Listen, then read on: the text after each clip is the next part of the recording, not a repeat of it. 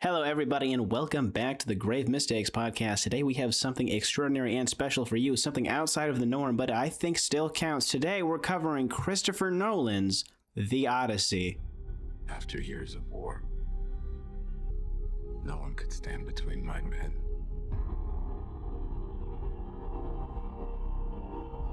And home. Not even me. Woo! Yes. This has been long waited for. This has been the movie of the summer. It feels like, besides what we coming up next.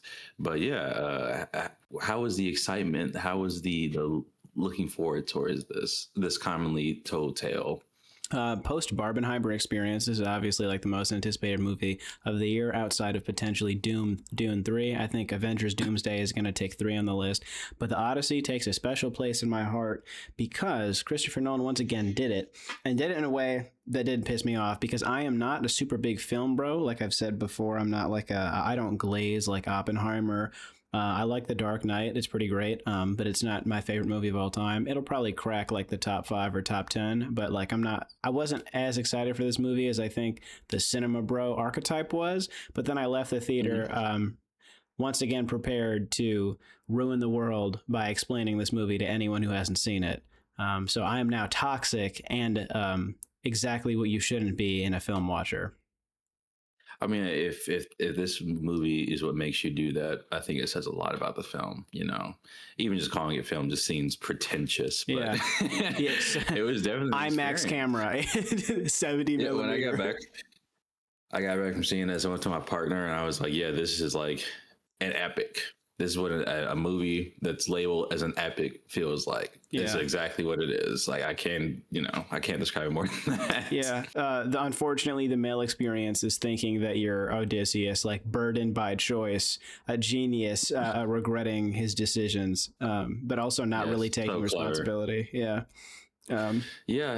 His characterization, I mean, like, this is like a very old story, so we've seen this, and I guess like the book goes into more detail. Obviously, are you gonna read the book after this? I decided I'm probably gonna. I think I remembered it fairly well from the first time, so no. Mm-hmm. Like I might order it just to put it somewhere and be like, cultured, but I don't think I'm going to reread it. Yeah, I think I've been seeing like this translated version from a lady. I think her name's Emily. I don't want to get it wrong, but yeah, I think that's like been the more popular one to go through. So I think I'm going to attack that like the next time so I can. But yeah, just going throughout this classic story, like how was your theater experience? So first of all, I entered the theater unable to get a poster, which was fucking bullshit because I'm able to acquire the posters 100% of the time. So I showed up to my Friday screening at 7 p.m. and everyone in my theater had these massive ass scroll posters just sitting next to them. I could literally see them because they were so big. So I get there, sit down, solo viewing experience. And then obviously the theater is completely packed. Everybody's talking. The very instant moments that like the theater producer, I saw it in IMAX, the theater producer comes on screen, literally sheer silence cut across the whole theater, and then boom, Travis Scott. And then everybody was just so fucking locked in the whole time. I did hear some noises as things happened, like some reaction noises. It wasn't as collaborative as like, everyone's screaming and cheering the whole time, but there was some moments, and there was one person that tried to clap like 3 times in the middle of the movie, like during like a heroic portion, which I thought was funny because this is the Odyssey, not Avengers. And then at the very end, people did clap, which I did not participate in. But pretty solid. I don't even think my theater had any clapping. I forgot that was even an option. I'm just so like I don't even think about it. But yeah, mine was similar. I had a 2 p.m. showing on Thursday, and I got there. There's a lot of people. I had like the experience of like the person in front of me. He was about to get his poster, and the guy was like, "Here," and then he was like, "Actually, I don't want it." So I got his poster. So I don't know if that means anything, but yeah, I didn't get the poster that was promised to me. I got somebody else's. So I think that's cursed. That's a cursed poster. That's what I was thinking. After that happened, I was like, "Oh no, this is This doesn't belong. You were to out me. of order, yeah. But, yeah, the theater experience is really nice. Like I was just sitting solo with some other random people, but the one thing that did annoy, I had a lady right next to me, and like anytime that something like I don't know, like let's say like Cersei came on screen or like Scylla or Charybdis came on screen, she was like, oh, like do something like that. That was like a mild annoyance. It was just like, can I just experience this by myself? Can I be like, oh wow, like I'm just thinking in my head, but some people had to have a physical reaction. Maybe Nolan wanted this, I didn't want this, so it was fine. It didn't really ruin my experience, but As Nolan intended. I as think, Nolan intended, yes. I think I think the person next to you reacting like it's a Stan Lee cameo would be a little frustrating. Like, we get it, you read the source material. That's my one criticism about the people who've seen this movie, is that if they have read it or they are Odyssey geeks, they are in fact insufferable. And I'm gonna clip this because the amount of people that are like, that's not my Odysseus. Hey, buddy. It's an interpretation. I totally get it. You might not like it, but there's a reason we retell the same stories multiple times from different perspectives. Like, why was Penelope not comic accurate? Like, what are we talking about? Yeah, I've seen that. I've seen people like just look at the Cyclops and say like, "Oh, that's not my Cyclops," basically. Yeah, like, or even like the worst thing of like even people not seeing the movie and everybody's being like, "Oh my god, what are we gonna do?" Elliot Page is gonna play Achilles. He doesn't even play that. Like, I don't understand. I like this character, Sanan. It's just no one knew what they were gonna play, and then that was it. And they have an awesome scene, and they're not even in the movie for 5 minutes. A lot of people are like this, even like Lupita too. Like, there's so much controversy of like, oh, why is she this? Why is she that? Like, she plays just two people and does great in both of them, and I think it's less than like 8 minutes total. Actually, I think they deserve more screen time. Their performances were excellent. Obviously, spoilers for the Odyssey, the 3,000-year-old poem, and yes, even though it's an interpretation, there is a spoiler warning.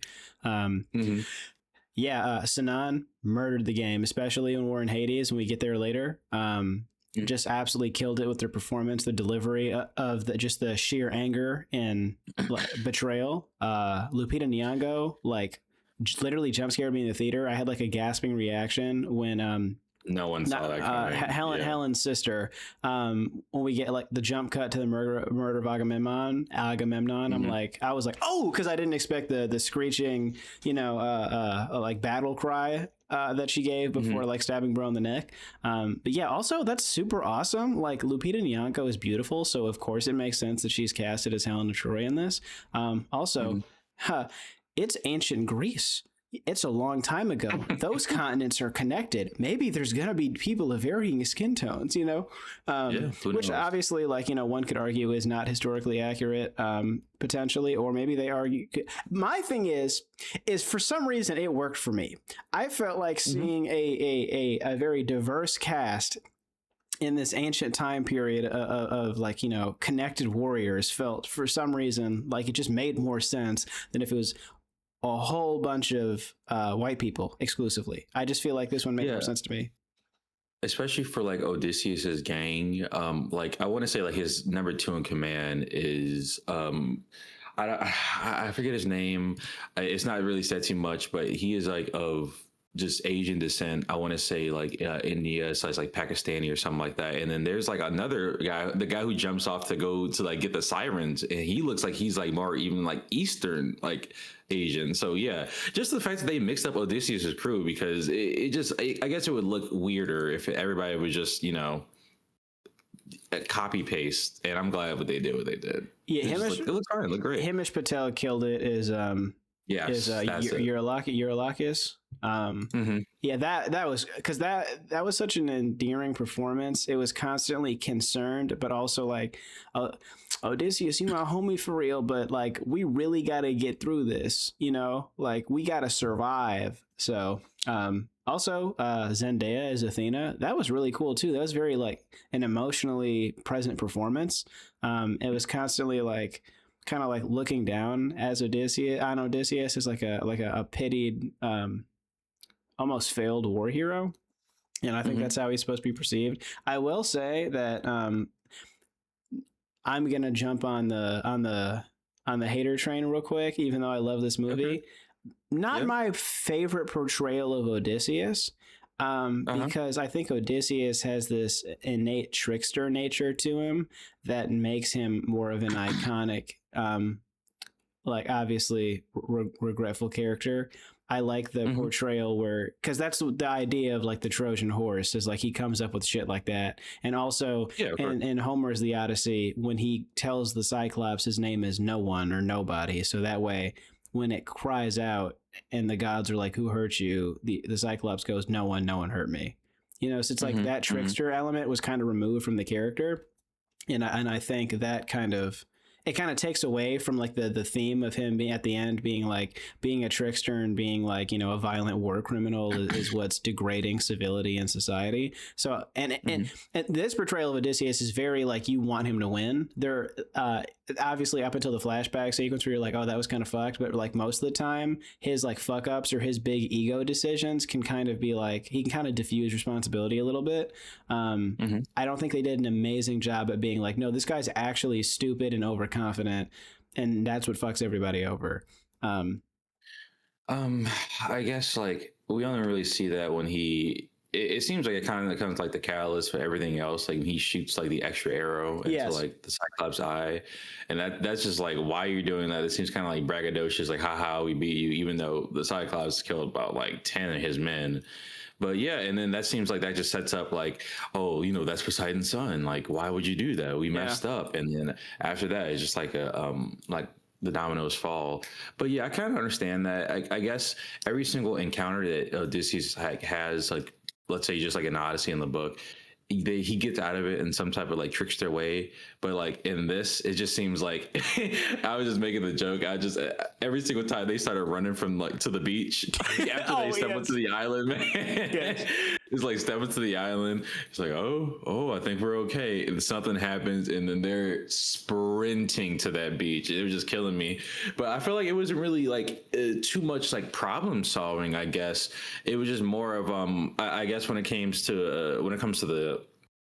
the Cyclops, it seems like that's like the most like problem solving thing, or just even just talking to Cersei, unlike what his men did, to just get them out that situation. But yeah, it just seems like he was just kind of just going with the flow. But even when how'd you feel about that? Like I guess he's not as really trickster witty, besides like the Trojan horse, which is still like a ingenious plan that works. But yeah, I think he's super smart. Obviously, I mean, like he grabs the crow by the neck when he's with Cersei because he recognizes that there's got to be some form of attachment there, so he's clocking that. The Cyclops idea to blind it and then pretend to be sheep, like with the little fur at the top, when he's like, it's just like it's present, but it's not as present as you think. Yeah, and also like his mistakes aren't like very aren't as harshly criticized, at least in the way they shoot the movie. Like they just finished the Trojan War after 10 years, and he's like, what if we just took an unnavigated route? And they were like, like that's horribly stupid. Like there should have been like a little bit more of like, what are you talking about? And then like obviously he turns around, no scopes the Cyclops, like that was not intelligent. And then later on he just keeps making decisions like that, obviously up until he goes to like Hades and he's on his more like, okay, my bad arc.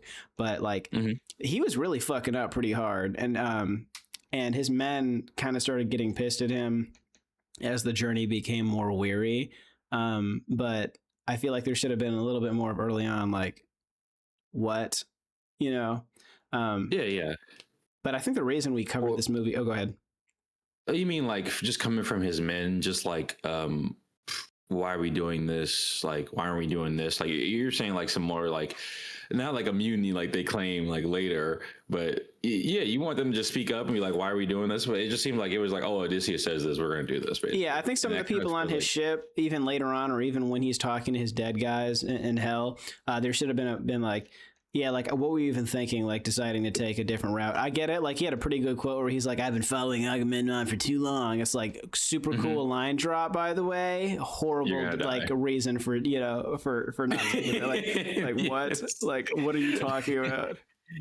Even with like the cattle of Helios, and he's like, guys, we cannot eat these cows.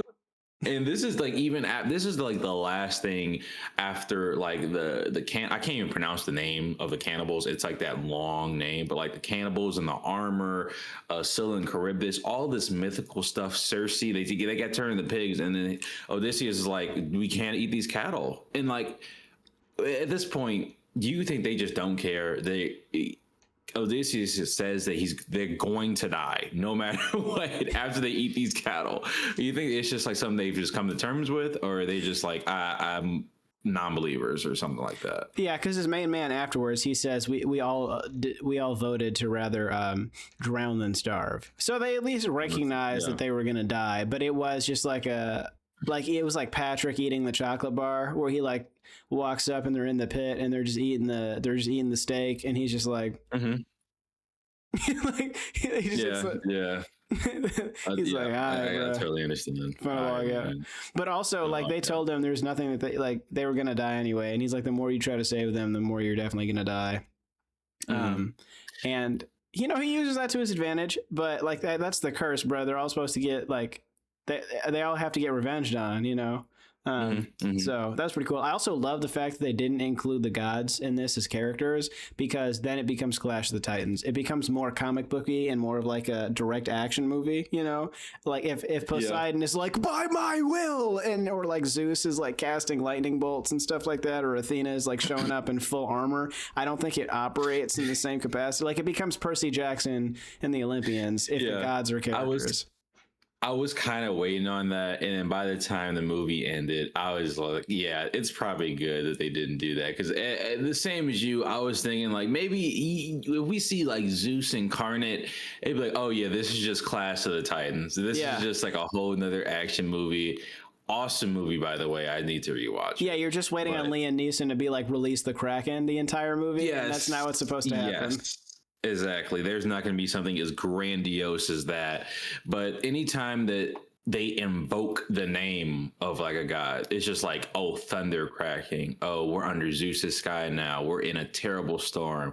Oh, we enraged Poseidon. We cannot control the seas. The winds are going every which way. So they still have like their place in the film. And even like Athena, who, she has no physical form, but she just takes place of like this priestess or whatever that was killed during the sacking of Troy. I think that really, I had that scene like hit you when we learned that it's just like Zendaya is just this random lady who just got killed during the sacking of Troy, basically. And Athena's like, I'm gonna take this form. That's how I perceived it as well, but I heard someone else's perception was that like when he was having a flashback memory, Athena was like projecting herself as the person who gets their head chopped off.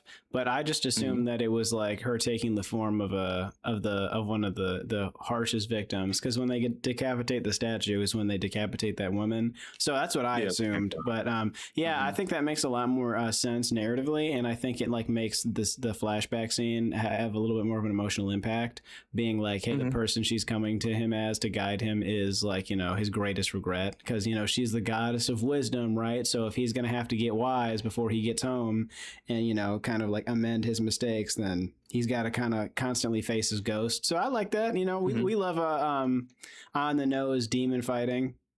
Yeah, and it's also because we don't get like all of the sacking of Troy until like, from Odysseus' perspective until later, because at first it's from Agamemnon's brother, John Berthold's perspective, because he's like, oh yeah, we were in there, we got dragged, and then we just popped out and we just started boxing. But after that, we don't really know, we don't get everything. There's no like Achilles, because Achilles like dies in that fight, right?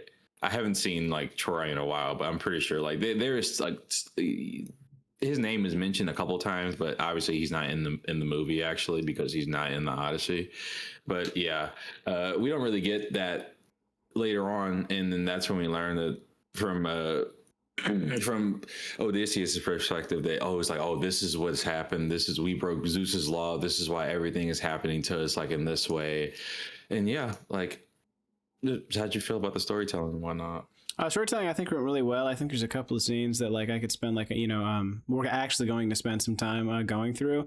I think obviously the reason we covered this movie is because like the way the movie is shot kind of switches tones depending on what they're facing. There is 3 to 4 notable moments in the movie where it just completely switches to being filmed and shot like a horror movie. So I think it's appropriate for it to count in this podcast. But I think the way they executed the story was pretty much perfect. And I mean in almost every respect. Temecula's story, like Tom Holland, in my opinion, fuck everyone else, by the way. Tom Holland is perfectly casted as Temecula, as this boyish person who's not prepared for leadership, but has to kind of go through their own trials to slowly approach, like, what it would be like to be an acceptable leader. Like he has to learn lessons and step out of being privileged in the castle.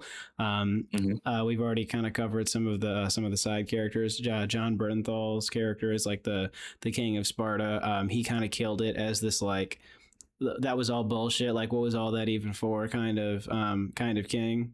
He's just like he's like sour. Like he's like bittered by the experience and everything else. Agamemnon being Darth Vader, Auramemnon, literally sick. Man. Just like, and there's a reason that like someone who you wouldn't expect to look extremely like tough and like a murderous psycho, but like. Benny Safdie doesn't look like Shao Kahn underneath the Agamemnon helmet, and that's for a reason. And Agamemnon never gets down. You never see him with a sword in the movie.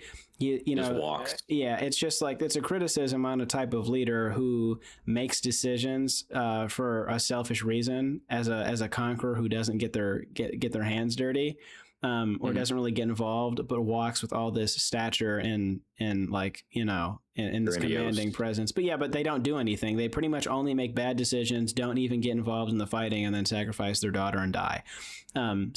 Just like every representation was like, just like an absolute 3-pointer from half court.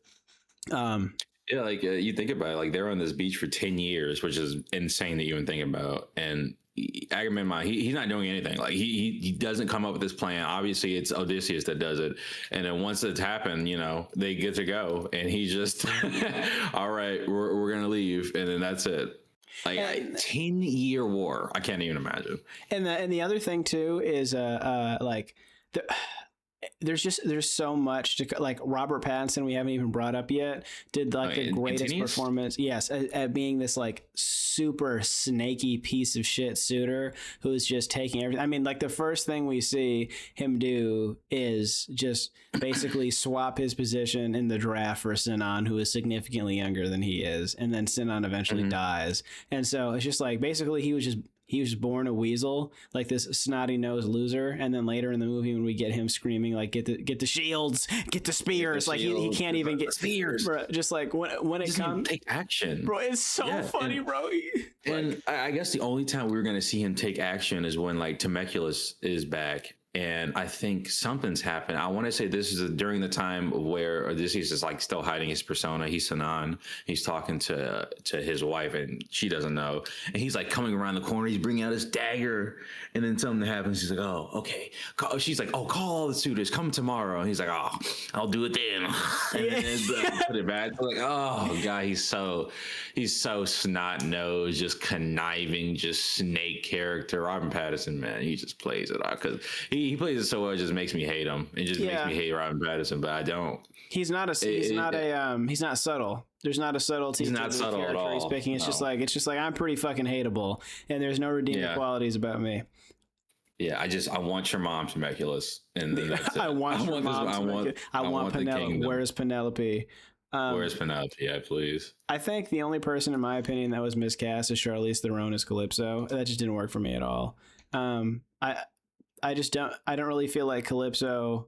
Okay, she's a great actor, but I don't think there was a very good portrayal of like the emotional relationship that Calypso feels, but for Odysseus, it was like obviously like she makes him stop taking the lotus flower. She kind of feels bad for him. She does love him, but there's that like possessive "you belong to me" like aspect of Calypso wasn't really present, and also Charlize Theron just feels a little out of place as like as Calypso. I don't know.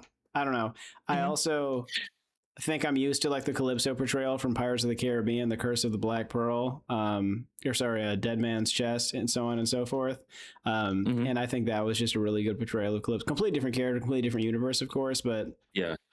there was like a heartbreaker aspect that Calypso brought that this one was not. Okay. Yeah. No, I definitely had like a similar like. I didn't really think about it too much. I thought she was just like kind of like a whatever. I've seen like a lot of people like compare her to like Bear from like Obsession. We're talking about it again, but yeah, there wasn't like enough of that. Like it's been 7 years, and she kind of becomes like the ultimate. Like they're all like these monsters and just monster like whatever. That they come upon like Odysseus and his crew, and she's like the last one for him, and it's 7 years of him just being this person that he is not. I don't know how you can just have like a family, a son goes to this war and just completely forget about everything and just be so selfish to keep this man there for 7 years because you just like the way he looks and you just like. Did you see what he looked like when he took his shirt off? I get it a little bit. Oh, okay. Well, obviously, it's like yes, I want I want my sex slave. Look, a perfectly good. Well, Matt Damon, sex slave. His he's come upon my island. I got to keep him here. Obviously, yeah, you're right. But for her as Calypso, I guess it wasn't like anything more than what it was. Like you said before, like, we don't know that she's trapped on this island. We don't know that she can't leave. She's not a human. She's a nymph. She's not a god. I've seen people call her like a god or a demigod. That's not what she is. I think there's just like not enough. But who would we get that exposition from anyway? You know? Would it be Odysseus? It's just like he doesn't even know who she is either. I don't really care so much for like the lack of context or explanation for Calypso's background. I'm more so like Odysseus is supposed to be a little bit more like, dang, bruh, Calypso kind of bad for real. So it's partially his fault that he kind of gets stuck there too. It's like initially, and it's the flower though. It's like the mixture of everything in the movie, yeah. But I'm saying like like in the original context, there's a little bit more of like him being like a little bit more voluntarily participating, and then eventually like once they kind of start going, he gets locked there forever. But in this one, like I said, that's kind of a bit more of that diffuser's responsibility, where you just assume that he landed there, and then she just started hitting him with the flower opioid off rip. But that's what I mean. Yeah. I want a little bit more of him being like, dang, bro, I'm a Trojan war hero, bro. I deserve a little bit of that Calypso. You know what I'm saying? Okay. And it's kind of his last trial before he's like, nah, like this is tough. But I gotta go home. This is also like we post Hades prophecy. So by this point, he should surely be locked in on just getting home and completing his journey. In between Hades. Wait, is it in between Hades? Or because I think they go to Hades and to Helios and then to Calypso's the last stop because she saves him after the boat. So that would Hades would have come before that. So Helios would have been the final stop before Calypso. In between that, yeah. I think like okay, now it's time to like run back some of these critical scenes because this is really the juice. This is the fresh squeezed orange juice of the movie. Is just these scenes that are the encounters, and all right. So I think like chronologically we'll go here. So we're gonna start with the Trojan horse itself. This movie is not Troy or Troja, the 3-hour director's cut with Brad Pitt and is that Orlando Bloom? Yes. So it's not that movie. So this is not like a drawn out battle on Troy. It's more like, what happens after. It's the Odyssey. But so the horse itself, it's not just like this massive horse on wheels with like air conditioning in it. We get like it's built on this beach and it's half submerged underwater because it's left there for like 10 days or 10 weeks, something ridiculous. And they're as a gift. Like they're describing it as it's filled with piss and shit and everyone's going insane in there and they're all cramped together and it's hot and the tide comes in. So dudes are just drowning, but they can't make noise. Sunon isn't informed of the plan. So you get that amazing scene where they're by the horse and they get speared and then they're like, it's just a gift and dies with the lie. Odysseus was like, I gotta slime my boy Sinon out to sell this. And he feels completely justified in doing it. It's hard. I'm pretty sure like we get a scene of like Sinon being like, I volunteer to be the person to be that like, stays. Oh, this is a gift. Yeah. Yeah. Then that stays. Yeah. So I don't know how How do you sell that? They are so down. Like they are so down for Odyssey. I guess it's just I wanted to show just how these managers following him, and that's their leader. That's what they're gonna do. And then this person, it almost goes back to like the scene of like Sinan taking the place for Antinius. Like that's just the kind of character that is, just selfless, like just straight up. But yeah, that scene of just them being boom boom 2 arrows and it's just a gift, and yeah, that's it, a sacrifice.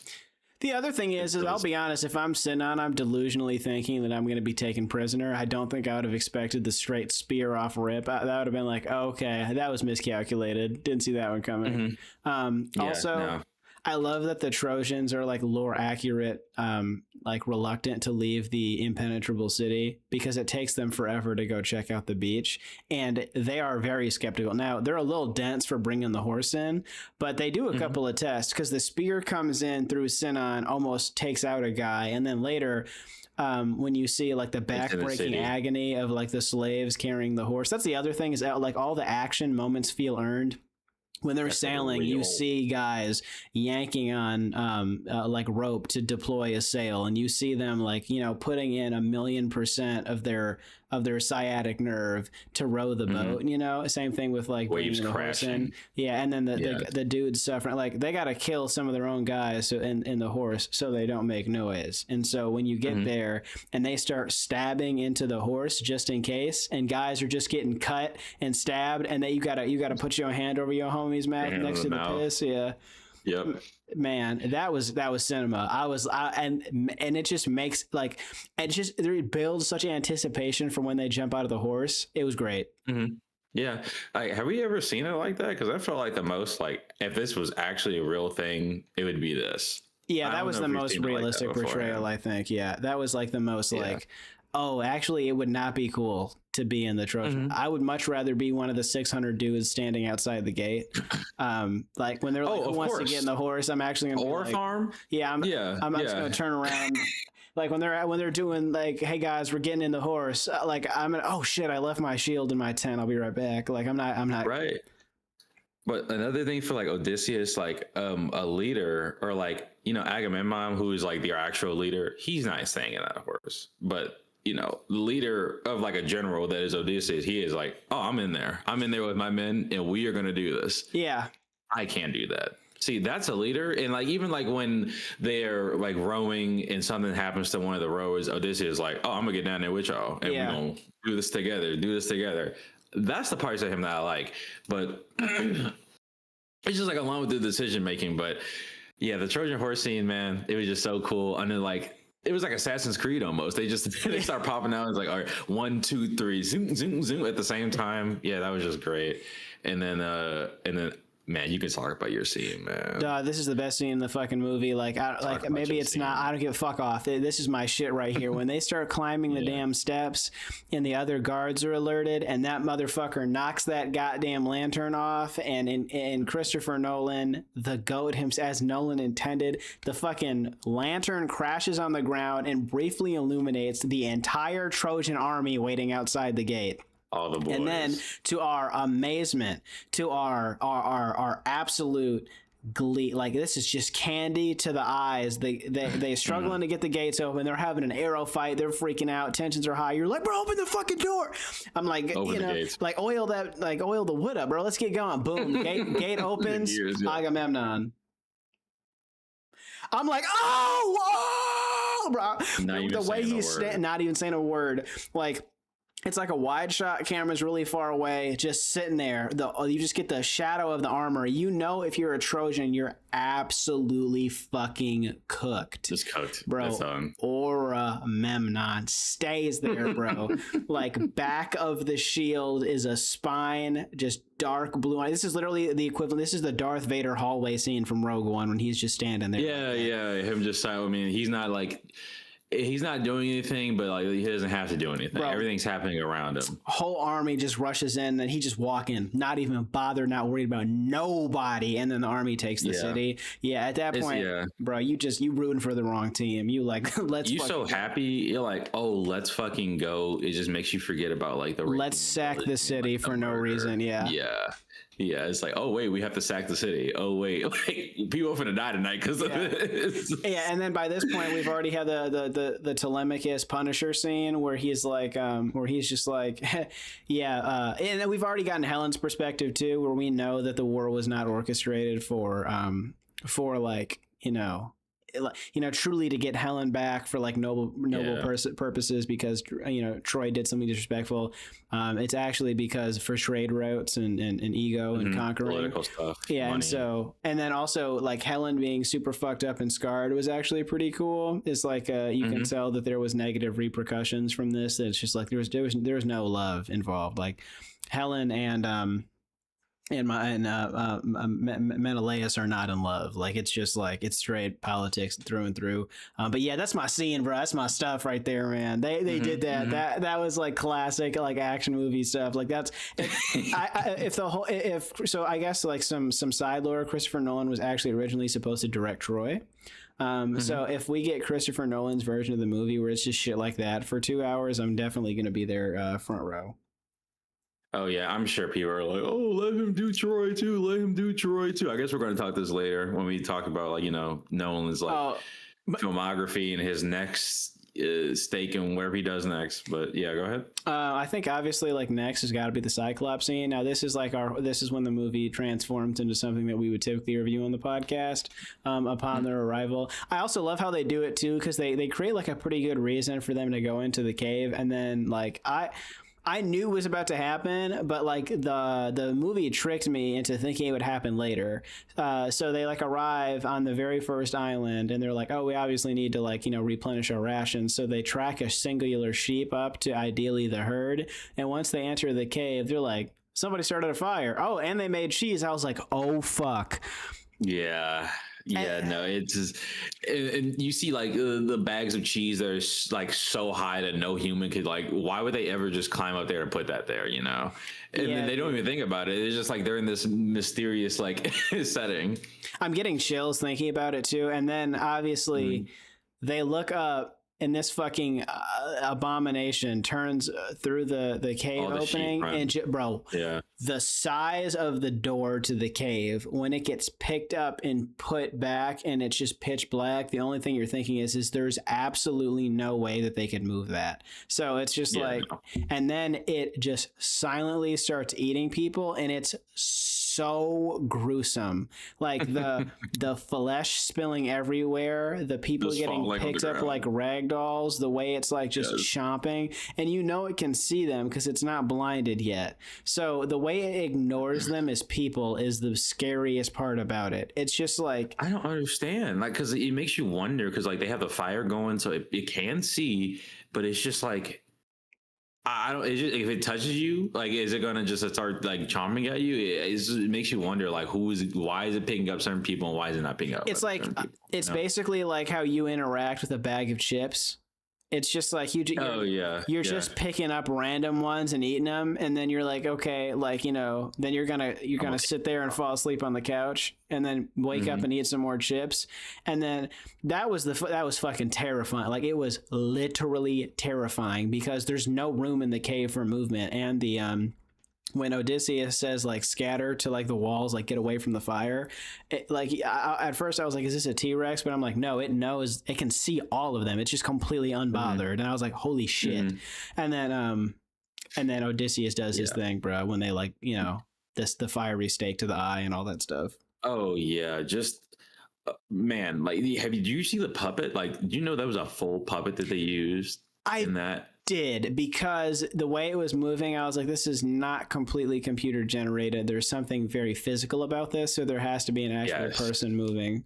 But that's so much better than the CGI. Yeah. Oh, of course, man. Like this whole practical stuff that they did in here. I think there's some things that they changed up. Obviously, I'm not sure. I mean, probably like Scylla is probably the most like CGI thing in this. I don't know. Maybe they did do with some hands, but yeah, no, that was just awesome, man. The twisted eye, the fact that like I'm pretty sure they're talking to it the entire time, like in the telling of the Odyssey, right? Am I mistaken? Yeah, no, the fact that they just like they don't know that it talks until the very end, like that was That's definitely like a creative decision of a change, but I guess it seems more like we would not assume that this random being wouldn't be able to talk, just eats. The movie is loud too, so like when it starts screeching, Oh my God. you can feel the theater. Wailing. Yeah, you're like, oh, Yes. that's really unsettling. And then like when it starts basically like praying to Zeus and being like, yo, I got fucked up, and it's like it can talk, and he goes, would you talk to ants? You're like, oh, that's fucking crazy. And then we get the escape scene, and the escape scene is tough because it's another like classic Odysseus has to make call. It's game time. We got to make game time plans. Where he basically has to, like, everyone knows like every escape plan, at least 2 people are dying. And so watching them have to troubleshoot how to escape and watching those men get killed fucking sucks. Like one of his homeboys gets like clapped up almost off rip. Yeah. Like I think they're counting like all the sheep, and I was like, okay, we gotta have 2 people go the next time, and then the 2 people, and then the next time they just both die. And it's just like, oh, okay, I think some other people went, and like some people get injured or whatever, and then like you said his homeboy dies, so yeah, it's just like the constant loss, and like he knows, like in his head, I'm sure he's always thinking about like, people are gonna die, but his men just don't know, and they just become sacrifices for like the other men to get out. So he just kind of becomes like this lose-lose scenario. Yeah, it's a double mistake because it was his decision to follow the sheep into the cave, and then later when he scopes bro in the eye, which I get it. I'll be honest, if dude spat out one of my homeboys' helmets, I feel like I would like react emotionally as well. But then we lose 2 more dudes when the Cyclops chases them into the water. So it's like you got like what, by this point you like 12 dudes dead down post Trojan War. So you got a lot of bodies on your hands. We're kind of stacking up the Odysseus is getting people killed numbers already. Oh yeah, these run up quick. And I was kind of quaking in my boots after this scene because I thought that was going to be the only horror scene. But then we kind of get to some more later. The Cannibal Island also, like, it's just like different genres of horror movies as we approach these. Like, so we basically had the very unsettling, like monstrous, I wouldn't even say thriller. At that point, it's more like a gory, not even like a gory monster movie. And then we get to the Cannibal Island, and I feel like this would be your sauce. I feel like you'd be kind of into what happens here. I was into this. This is like, I remember when I saw this word, because I looked it up like afterwards, I was like, oh yeah, I do remember this. It's like Lastragonians or whatever, these giants. And like, we've all seen these in like the promos or whatever. I forgot exactly what they were called or whatever. But yeah, this seems like the main damage dealer to like his fleet. Like they pull up on the island. It seems like, everything's all good. They see like this kid who is like the size of them. I forgot. I forgot this happens in the book because I was like, why is this kid 6'3"? Do the Lakers need another center? Can we get this person there? The Lakers, yes, they gotta replace DeAndre Ayton somehow. But yeah, no, they just it's in this armor and it starts running away, and then the boys just pull up. It's so funny to me. They're all in their armor. They got the biggest swords you can probably imagine, and they just walking them down to the beach. And I wish, like, I guess I want to see more of like the man-eater like version of this. I'm sure we get to see more like in the background, but they just chase him to the beach. And Odysseus, his ship is the only ship that doesn't get fucked up by everything else by these guys, because they're just like ripping apart these ships, just knocking on these guys. They're taking these guys back out to get eaten. And yeah, and I guess these are like some descendants from Poseidon, I want to say. But yeah, this is like another like bad omen. Like immediately after just injuring the Cyclops for no reason, like the son of Poseidon, he just so happens to run into another gang of Poseidon, and Poseidon's like, yeah, just have these boys ready to go. These boys are on the way, because I've seen like the criticism of like, why are they already in their armor? Like, why? Yeah, they just ready. Like, like what the fuck? They are ready to go immediately. But yeah, I kind of want to go back and look at like another portrayal of like how they're shown, because I want to say before they're like launching like boulders and rocks from like high cliffs, and this is what causes like the ships to be sinking. So this is kind of like another creative change, but I like it a lot. Like, how'd you feel about it? It was a little interesting. I feel like Christopher Nolan was like, okay, we just saw them get eaten. Maybe we don't have to see them get eaten immediately again. So yeah, I think the redundancy there, but I did like it was like a completely different enemy, you know, and then also the trees start turning against them. Like half the guys get surrounded. Oh, that was weird. Yeah, they get like trapped. Yeah, it's like a magical forest. Yes. So I did like that. Also, like, once again, the creatures being really silent and just kind of like these automated threats that just don't give a shit about humanity. Yeah, it's like, why would they be humanized? Like, you know, you're their lunch. You're not their you're not their equals. The feast has arrived. Also, when they start ripping the boat apart, I was like, could you fucking imagine? So that was pretty solid too. I was a fan of this. Now, this was probably like my least favorite monster encounter, but there was something visually pleasing about like how they looked in their armor and them, like, you know, obviously emerging in the tree line. Man, but I'm here for it. Yeah, it's just I guess that was my Aura farm. Auramemnon, like, of course, like, he's up there, but the last Dragonians, I gotta say, like, they were just also just the same, but they actually got active, unlike Agamemnon, you know. They were getting active, all of them, but they were also just silently foreboding, just walking. I loved it. What was the next encounter? Is this Cersei? I think yes, because they noticed the house at the top of the hill or canyon, and he's like, bro, we got to turn around and go back. We literally don't have food to keep sailing. And they're like, are you fucking kidding me? And he's like, I said what I said. And then bro turns around in the most, we're definitely about to mutiny the captain way possible. Like, he's like, let's turn around, and bro immediately just starts talking to the side. And so you're like, oh yeah. Like, hey, how y'all feel about that? Yeah. I don't think I like that. Yes. Yeah. Odysseus is going to get evicted. Like, this is absolutely happening. But yeah, it comes to his oh my god, his crew, and they're like, yeah, I guess this all happened because of his crew. Because obviously Odysseus is like, I don't want to stop here. This has been terrible. No, it's his idea. He's the one who's like, let's turn around and go back. We got to get food. And they're all like, what the fuck? Oh, okay. I see. And then they all pull up on the on Cersei. So yeah, you can go at this one. This one was definitely more of a obviously a horror, but like we get to see some of the magical mystical horror, stuff. bro. I know some of this stuff. That shit was fucked, bro. It was like some Cronenberg shit. I did not expect it was some Cronenberg. Yeah, no. This was like the most real. If magic was real, is this how you would want it to be, or do you want it like a bibbidi bobbidi boop? It's a fake nonsense. Because this is unsettling. Yeah, this was some Gladys like shit. I did not. That's what I was thinking. Even with them like eating the meat. So like, all right, let's set up the scene. Like, they pull up on Cersei. She's absolutely freaking the fuck out, as anybody would be if all these guys just pulled up. The man of the sea. If they just pull up. Being like, we're not gonna hurt you. Yeah. You're okay. That was great. He's like, okay, all right, sit down and let's have a meal. And she's feeding him this mystery meat, and they're just like, bro, I'm about to throw the tentacle soup, bro. They're all getting the tentacle soup. It's in that throat. Yo, and I'm just in the throat, and it just seems like it's this endless piece of meat that's just all the way down their esophagus and just sticking out their mouths, along with this seaweed and other kind of stews and this disgusting stew that she's brewing.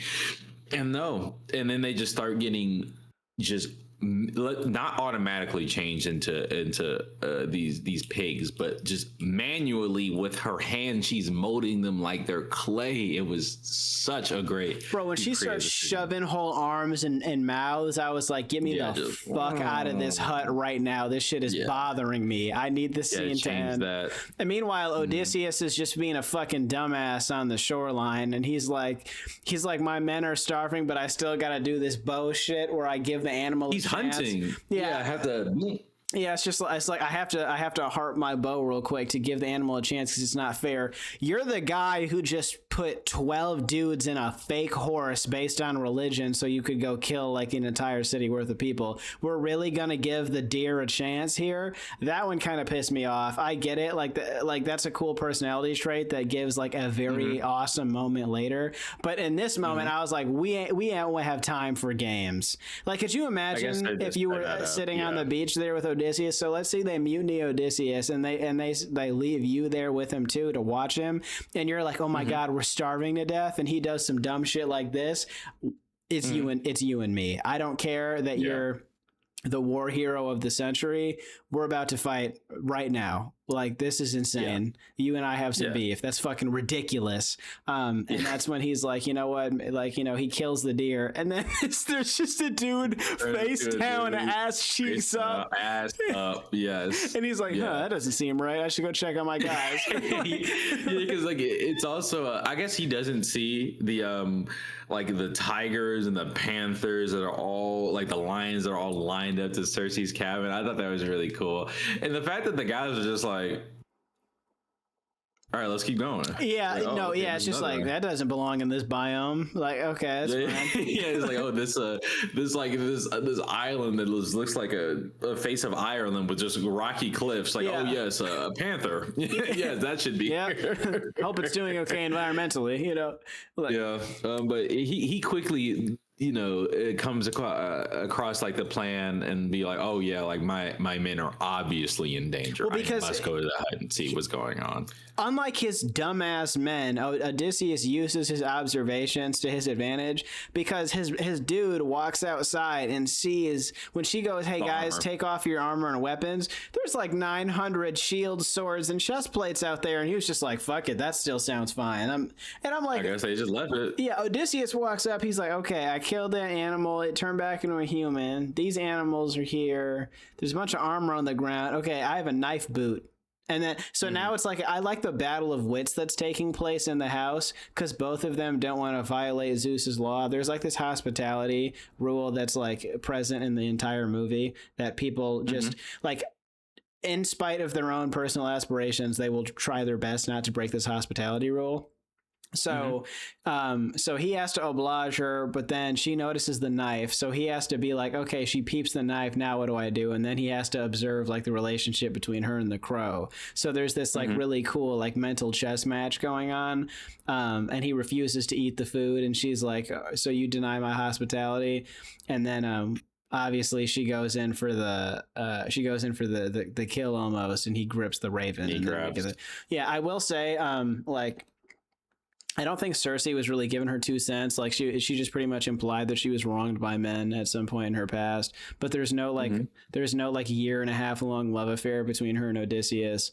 There's no real like super deep dive into what she was doing or what happened to her. But it's implied. There's in the book there is, right? Yeah, there's a lot more context to Cersei. Yeah, and like you know, like a present relationship between her and Odysseus, I believe. Remember, I read this shit in high school, by the way. So it's been a minute, but I do remember there being like a definitely more significance there. But I did enjoy that, and I do like that it was kind of like one of the. It was another stone or another brick into the house of like Odysseus's men, and what they represent is just kind of like, you know, just these like asshole grunts that take and then just, you know, kind of like what he turned them into in a way, but like him just like being like, because obviously he didn't do any raping or pillaging or anything like that, but he kind of just set upon that to happen and just didn't really think about the outcomes after. Yeah, and they listen to him and they don't stay. Yeah, he doesn't stop it at all. You know, he's just like, he kind of just And then same thing when they honestly, like, if we're rewinding back, when that very first village that they stop at, and then like the village is burning and they're taking all the food, and they're like, why did you run? Did you not hear that that we are like the heroes that, like, you know, took Troy? And they're like, nah, we thought you were the men from the sea, which obviously we learn later is still them. Like, there's these guys on boats that show up, burn everything, and take the stuff. Also, the huts are still burning. You know, like they still were a negative influence on this small town they took all this food from. So, like, you know, this is a gang of assholes. yeah, But- and then yeah. it's his gang of assholes, you know. I was definitely reviled by the pig stuff when she's transforming them. Also, Oh yeah, when she's like slaughter one for dinner and he's like chasing it around, I was really afraid that she was just gonna just slit this pig's head off that we know is like one of his homies. yeah. It just seems like that's the thing, that the catalyst that starts like the transformation process. Like, you must eat the meat of like another man or something. Yeah. But yeah, it's kind of weird because like if you slaughter it, then it would turn back human. You know, it's kind of because just from like the arrow coming and killing the random deer that he was hunting. But I don't know, that's something to think about. But yeah, what's the next island? Is this Hades? Because does she tell them they need to go and talk to like the past? Okay, yeah. So we get Hades in this, like, what is it, like the river Styx or something like that? She's like, yeah, you're gonna find this river of blood, and you must make like a trench and pour a blood of just some sacrifice of these animals, and you can talk to the ones who have already passed to the other side. So we get some more Sinan, which we talked about before. We get Agamemnon. Well, I told you before, like, this story is like long ago in my brain. I forget that this is what happens to him. And when I saw a goat pull up, I was just like, like, bro. And he's also like dollied onto the like there, he doesn't walk up to his like position to speak. Oh, he floats. Like, it's, bro, he just can't stop, bro. And still, even in death, Odysseus is like, my liege, like, oh yeah, puts the head down. Why are you here? Like, bro, he's dead, bro. Stop blazing, I heard bro. of your safe return. I thought you were home safe. Just yeah, it's like when you, bro, it's a little outdated in storytelling too. When he's like, hey, bro, they not gonna welcome you back, bro. When you go back home, show up as a beggar, see what your house looking like, because then, you know, he's like, yo, lady probably not gonna be with you for it. Like, he deserved getting killed, but the way he was speaking was still toxic. Like, you know, it's your toxic homie talking about women at the club, you know, when he gets back. No, for real, bro. He's like, bro, he's like, hey, bro, you can't trust him, bro. You can't trust these women, bro. Like, bro, like, what? You killed your own daughter? He probably didn't have to do all that. Like, if he would just pulled up, Penelope would have been like, "Oh, okay, I was gonna do one of those things of like, oh, this is for making me wait all this time. Oh my god! This is for coming back. That would have happened. His scenario is completely different from Agamemnon. Agamemnon, like, hey, I'm about to pull up on my wife. I killed our daughter for the sea for like safe return, safe travel. But like, she gonna be okay with it. I'm gonna pull up. Everybody gonna love me. I'm back. Everybody gonna love me. Where my bitches at? Yeah. He said, call him. Call him. We just did. This is who had a loving relationship. People who loved him, cared about him, his fucking hunting dog. Also, I'm going to say this now, like, there is just like this theme of being like, oh, I get to see like my friend, my master, my husband for one more time before he passes away. It's with Temecula, his leader or his teacher. Oh, mentor. Yeah, his name is literally Mentor, by the way. Yeah, his mentor. That's where you get it. That's it. Yeah. That's a good the name Mentor from. But yeah, he says, oh, this is for the last time. He's like, and dies. Same thing with the hunting dog. He's like, we get to see him before he dies. And it's just like that. I love that. And we think we're going to get that with Penelope too. And, you know, they see it before he passes, but he doesn't pass. But yeah, I don't even know what I was talking about before that, but yeah, all these men who are just following him in Agamemnon, they just have two different experiences, and he just gives them the worst advice. And then Odyssey is like, "You're my goat. I'm gonna follow." He's like, type shit, bro. You on to something, bro? She might not be trustworthy, like, bro. What? He does it in like the most like. There's like 3 or 4 times he could have been like, I am Odysseus. He is in Ithaca for like 3 days, for like 2 days, and does not tell anybody, not even his own son, until like Temecula, he just finds out by himself. But we got to be for real. No cap, not a bad strategy, but of ill intent for sure. But I love the way the scene is shot, bro. You're like when you're on the boat at night, when you're sacking Troy, when you're in Hades, it feels like you're present in the movie. Everything is lit so perfectly. Everything is filmed with such detail. Like the thick blood that fills the shield, and the way they like cup it into their mouth before they start speaking. Also, bro, who's like laying on the ground with his like eyes folded, and he's providing Dude, the can we prophecy. talk about that guy? Yeah, like he's just acting. I need to go back. I need to have subtitles. I barely understood what that dude was saying. I just understood like it was something of just like of great importance of just like, oh, no, the souls of the dead. And he's just like, oh, he has like a hood is covering his face. He's moving around. I love that. I need to go back. I need to hear what he's saying. I need an IMAX subtitled version of this movie. Yeah. Because you know, in the $800 4K Steelbook edition, where they probably actually have ancient Greek scrolls in there, that's when you'll be able to read exactly where. okay, awesome. Is there going to be a director's cut of this? There's no way. There's not. There's absolutely no way. There's not going to be a 5-hour cut of the Odyssey.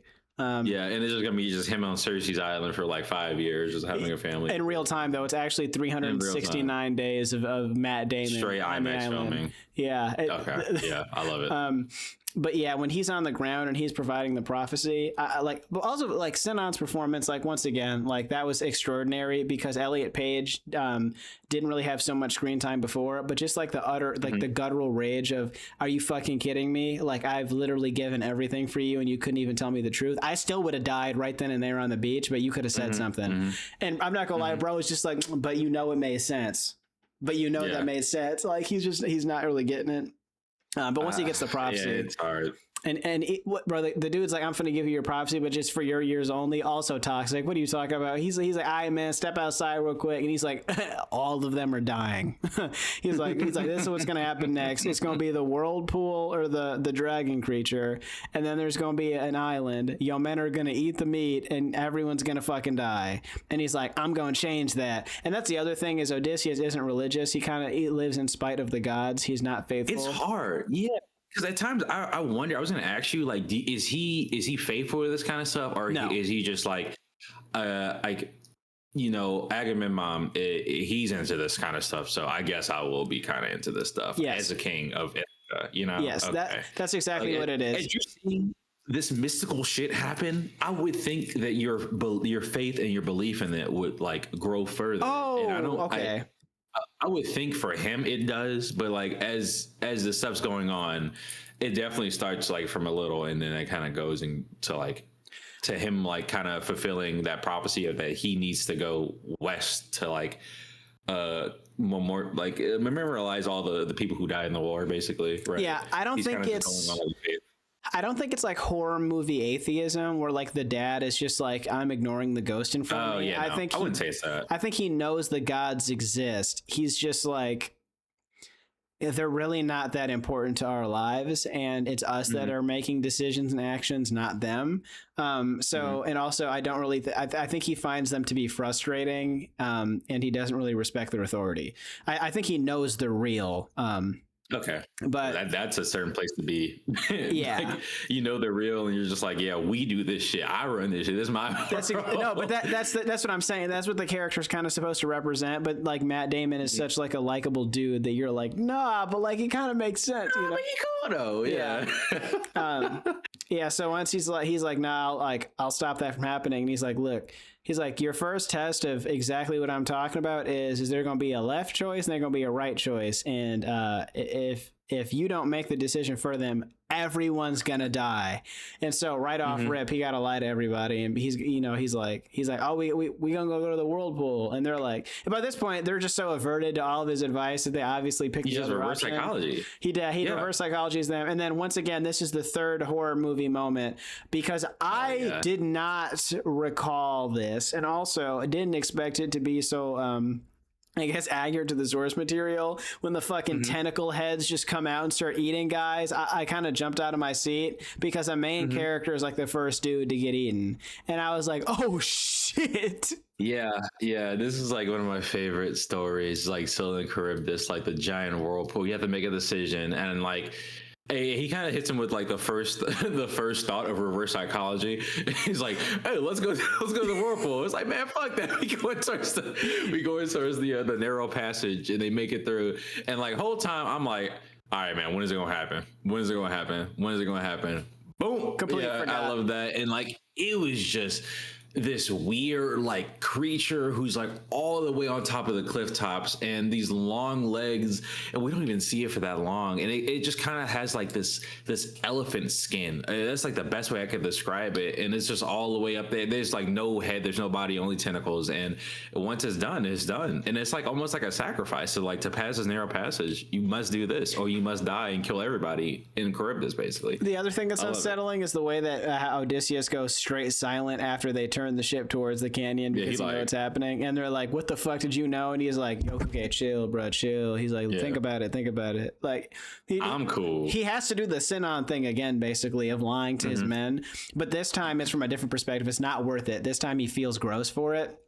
But then he folds. Like, he just lost. He folds within 30 seconds because the men start cooking him, and that's when they start approaching like the island of the sun god. And he's like, "All of you die." He's like, "If we go on that island, y'all are gonna eat the beef. Y'all are gonna eat the forbidden steak, right? Y'all are gonna have the cheeseburger, no lettuce, and it's over with." And they're like, "But what if we just went there and looked for berries?" And he's like, "All right, but I told you, bro." He's like, "Okay, promise me." And they all give the most "we're definitely crossing our fingers behind our back" promise. They're just like, it's like, it's so unauthentic. Like, bro, you know I was gonna go. And then obviously, like, you know, they eat the forbidden the forbidden hibachi, forbidden steaks. Yeah, the forbidden hibachi. I love it. He's like, man, he's like, man, you know this shit was gonna happen, man. You can't blame us. No, that's what he said. Bro said you knew what you was getting into. Like it's just, you know, like, you're getting this into. Obviously, we lied to you. You know. Yeah, and of course, like, the winds stop, and then they can leave the island, and it's just this feeling of like, oh yeah, we're underneath the skies of Zeus now, and there's nothing we can do.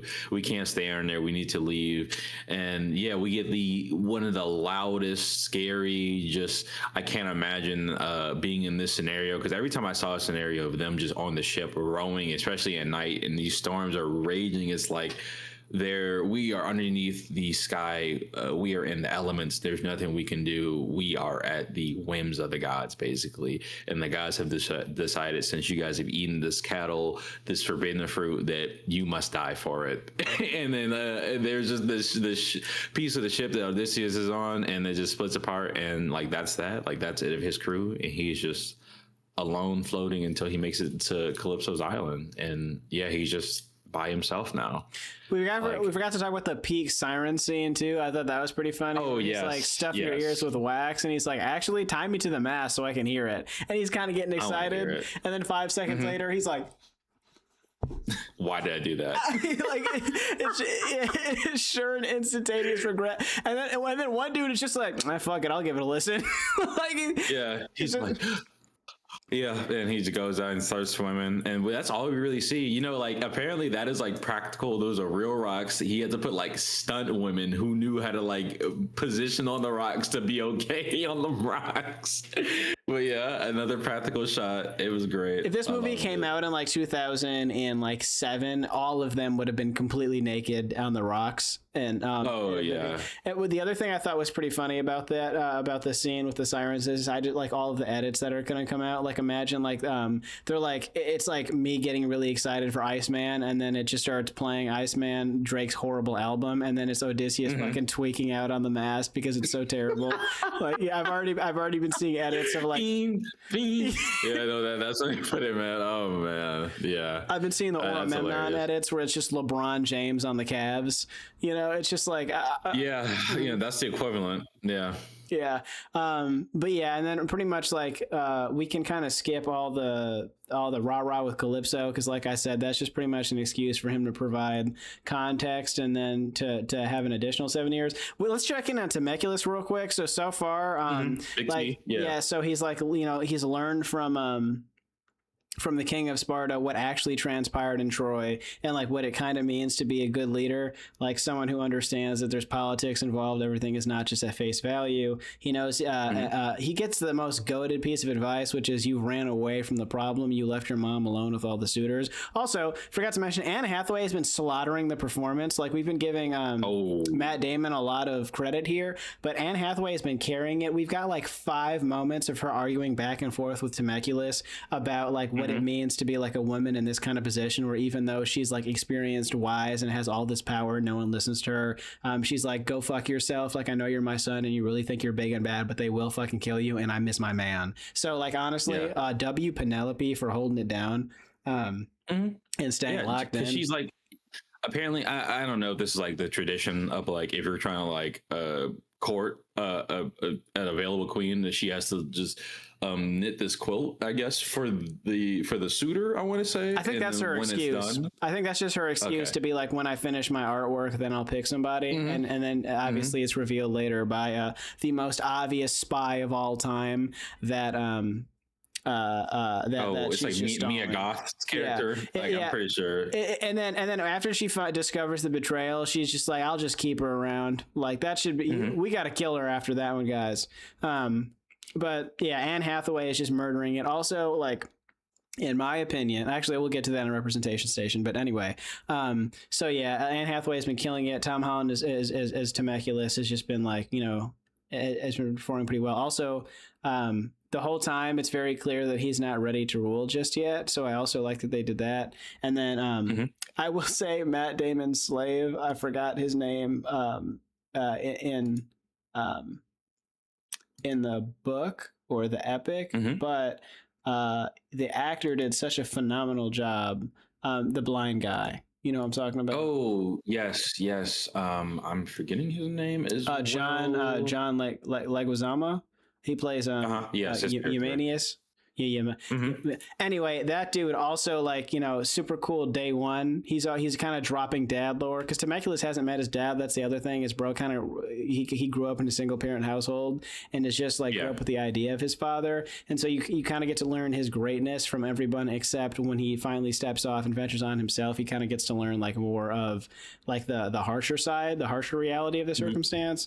And then by the time he's headed home, that's when Odysseus is finally like, okay, it's fucking time. And then we get the really cool like Athena's temple scene where Temecula is obviously about to be assassinated, and then Matt Damon pretty much turns into John Wick from this point of the movie until the rest of it. Dude, oh my gosh, yeah. So like you get like the arrow thing. He's like, this is the only person that can do this. He puts the art. Okay, I'm sorry. Another tangent. This is like the Hunger Games for like young women. It's like, I gotta get a bow. Did you get that feeling too? I must be a bowmaster. I must be a bowman. I must be a man of archery. I must learn how to do this now. Oh yeah. So so 5 second. I get it. So the second he does the bow string, and then obviously we get the kill compilation. You were like, I think I'm gonna start doing archery like after this. Yeah. I must move to the country. I must change my entire lifestyle. I must learn how to hunt with a bow. Yeah. Yes. In a downtown urban setting, you're like, you know what? Fuck it. Guess what I'm doing this weekend? I'm down. Yes. Yeah, we're at the Renaissance Fair Deep this year. Okay. It was that and sword fighting, like conventional sword fighting, not like fencing. That was fun. I want like a gladiators like. So like the whole time he's going crazy, John Wick style, John Wick with a bow in the bottom, and then Temecula's is like, I must stop this guy from up top from just sending weapons down, because all the weapons are just put up. So I guess it does make sense. But if you think about it, if Antinius and all his homeboys, all the suitors, where's Travis at? Where's my bard at? If they all just rushed them, they'd probably be all right. But by the gods, that didn't happen. Yeah, but half of that's the point, is like 90% of them are absolute bitches. That's the thing. Is like, okay. Yeah, you're right. All they do is show up and eat all they do is show up and start eating his food, because that's the whole thing. Is like he not there, so we gonna be disrespectful. But the second bro comes back, they're like, and it's like, hey, don't remember who Big Dog was type shit. You know what I'm saying? I earned this from the mud. Yeah. And I will say, like, even the setup for like before they start the suitor games is excellent. Like, we talked about the fact that Robert Pattinson's character intended to assassinate Temecula, but by this point, Temecula is actually wise. He doesn't say that dumb shit anymore to everybody, where he's like, you have wise eyes, like the wise eyes of Athena. By this point, he's like, he's more dedicated in understanding how the game works. Because we had earlier in the movie where Temecula's like out of rage, because the suitors constantly bait him. And then there's a moment where Temecula's out of rage, attacks somebody, and then they're like, okay, by like, the god's law, I can kill him in self-defense and therefore take my place in the throne. But obviously Robert Pattinson does like the emotional appeal to Anne Hathaway or Penelope. But he wants it for himself, it seemed like. Yeah, exactly. So he was playing a different long game there. But when they set up the thing and all of them fail to string the bow, and then even Robert Pattinson's character is just like, nah, bro, we all know this shit's stupid, bro. That was so funny. That was like, I knew he would. That was like trying to not participate in gym class by being too cool because you can't shoot. Like you're like, bro, this is so stupid. Only lames play children's games, bro. What are we even doing here? That was so fucking funny. Then he says he's too cool for school, man. I will say what I want to do is I want to wear robes like Matt Damon did. Like I want like the beggar robes. Like, bro, you never saw his face. The way he'd always be like looking like this, and then like the shadow would cast. You being serious, bro? Yes, but all because of Agamemnon. I am not letting anybody know who I am. And when he throws the draft stick, or whatever it's called, into antennae. What is this? Actually freaking out. Yes, bro. Like I'm just saying, bro. I'm not gonna. And then he gets like a chair thrown at him. He gets kicked in the back. Like he's just taking all this punishment. Bro. He's just waiting, bro. Yeah. Play liquor. Yeah. Someone get these beggars out of here. Yeah. And Brian Bendis was really throwing them slurs out, man, for the poor people. Bro, and then obviously we get the moment where he goes, "Wait, you're Odysseus," and before he can finish saying you're Odysseus, bro gets the fucking arrow straight to the throat, and you're like, it's fucking game time. It's this is just sheer like just dumb men stuff. Like this is just I just lobotomized myself watching him just go crazy when he starts stabbing the dude with the arrows because he doesn't have any weapons, and I was like, this is the greatest thing that's ever happened. Yeah, like, man. Yeah, no, I was down with the brawl scene, and it just all came ahead into like I would say it is the Odyssey supposed to have like a nice ending of just like he comes together where he kills most of the suitors, or they bow down to him as they should be, kills Antinous and his type shit. Fuck him. Yeah, you want him to die so bad. When he finally gets killed, it was like, yes. Yeah, and he comes together, and I thought he dies there, but then no, he luckily he's like. He has like arrows in him. He's sticking. He looks like a defeated man, but he's just standing up and he's fine. Bro's got a spear coming out of his rib, and he's just like, "Let me go see how my girl doing." That's a real man right there. I should. That's how you do it. Yeah. And then obviously because he killed everyone in a straight up homicide, no self-defense, he has to get exiled from Ithaca. And then this is where does he exile himself or like, I don't know how it works. So they talk about it earlier. So if you just murder all the rich people in Ithaca, they're going to like evict you because what the fuck? So that's why him and his wife sail west. And then obviously we get the way too on the nose stuff. Oh, but by the way, we kind of skipped the entire flashback.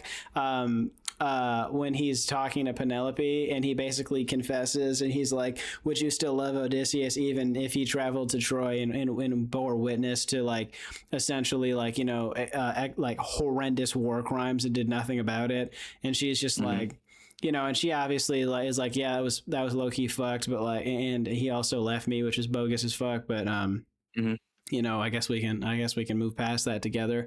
But yeah, like, and then we get the Zendaya decapitation and the horrendous scene of what Odysseus just allowed to happen. Yes. But yeah, by this point he's like pretty much fully redeemed, has confessed and done all that stuff. And then I will say it gets a little cringy at the end when he does the society will one day rebuild. Yeah. Like, so you need that. Yeah, it's okay. That was a little too much. Yeah, like it's a new age. When Temecula hugs them and he's now king of Ithaca, just cut the movie. Get that crown on. Yeah, just give me the sunset and then sailing west. I don't need like the speech about the rah-rah. Okay. Like we get it. Thanks, Chris. Yeah. Oh no, I'm saying like it sounds like we had a great time with this. Like I mean, at least I did. The rewatchability. 5. It is a long. I mean, yes. Like, 5. You get nothing else. Like, is something wrong with you? There's some rewatchability to this. I want subtitles. I want to hear everything. My 21st century ears is I can't do it. I can't hear everything in this. I don't know what Christopher Nolan's on. At least it was in American English though, because this at least it wasn't Game of Thrones or Peaky Blinders. Where they said 14 sentences and I didn't pick up a single word. So at least there was that. Yeah, but What corner do you want to hit first? I mean, we already gave our ratings. These ain't 5 out of 5. Yeah, I feel like I went through some of my criticisms just about like certain points of certain ways characters are obviously like interpreted differently because, like I said, it's an interpretation. It's not just band for band. So I think Odysseus is my primary criticism about him not being as like cunning in an annoying way as I think he should have been. But that's just my primary criticism. What's yours, if you have any? Yeah, I mean, I guess like it was just like there are times where I wanted to hear more, and just comprehend everything that was going about it. I guess like some of the times it was like the Hades scene with the guy in the dirt, like singing his songs and whatnot. I love that. He looked like this awesome, but all in all, I mean, there's not really much to complain about. Like, I guess some people I want to be in like the film more, but I think it was like, like the Darth Vader thing, like the alien from Aliens is, more of like having it be in for like 8 minutes and it makes an impact still. It just says a lot for just like how that character was written or for how the story was like written around that character. Like it can be enough. And I thought that was fine enough. I didn't really need too much, but the selfish me wants more. But yeah, I think all in all, this is just amazing. Obviously the score was amazing. I'm pretty sure the score was written by the same dude who did like The Mandalorian and all the things like that. So obviously that was great when it comes to music. I do want to touch on Representation Station. I have to give this movie a 10 out of 10 for Representation Station because we've got like a very diverse cast of people. In my personal opinion, I think they did a better job of representing like women than the original source material. Obviously it was written like 3,000 years ago, but I just think they gave like Anne Hathaway's character and some of the other women, not all of them, a little bit more agency in their characters. So I think that part was pretty phenomenal. So I'll give the and obviously you get Lupita Nyong'o as Helen of Troy, the most beautiful woman in history. So Yep. We got Travis Scott. We got some brothers on Odysseus's band, his crew. Yeah. So honestly, movie I think was well received pretty well from both of us, and I'm very excited that we were able to cover it. But yeah, like Odyssey is a horror movie. Go fuck yourself, and you know what? Thanks for watching, I guess. Yep.